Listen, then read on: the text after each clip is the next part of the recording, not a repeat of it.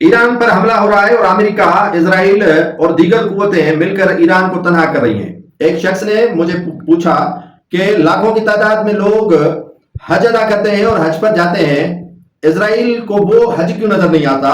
حجام کرام نظر کیوں نہیں آتے؟ یہ اتنا بڑا کعبۃ اللہ میں اجتماع ہوتا ہے، عمرہ لوگ ادا کرتے ہیں، تو وہ اسرائیل کو نظر کیوں نہیں آتا ہے؟ اس پر کبھی اس نے کڑی نظر نہیں رکھی ہے، کیوں؟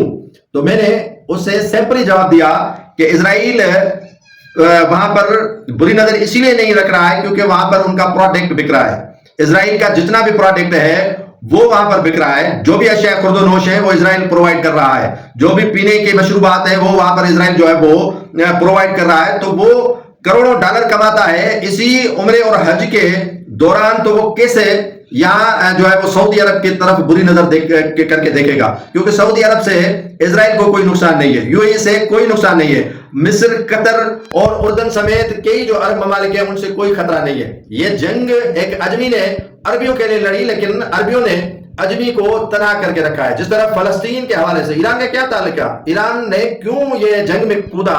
اسی لیے کہ فلسطین اور قبلہ اول بیت المقدس کے لیے ایران لڑ پڑا اور ایران دفاع کر رہا تھا ان دونوں چیزوں کی، ایک فلسطین کی اور دوسرا کعبۃ اللہ کی۔ اب اسرائیل کو یہ چیز ناگزیر لگی اور اس کے بعد ایران کو حملہ کر کے آج ڈونلڈ ٹرمپ نے جو کہا ہے کہ دفاعی صلاحیت ہم نے ایران کی چھین لی ہے، اور آج آیت اللہ خامنہ نے کہا کہ میں اگر شہید بھی ہو جاؤں تو رونا نہیں، ہنسی خوشی سے جو ہے وہ میری تدفین کرنا۔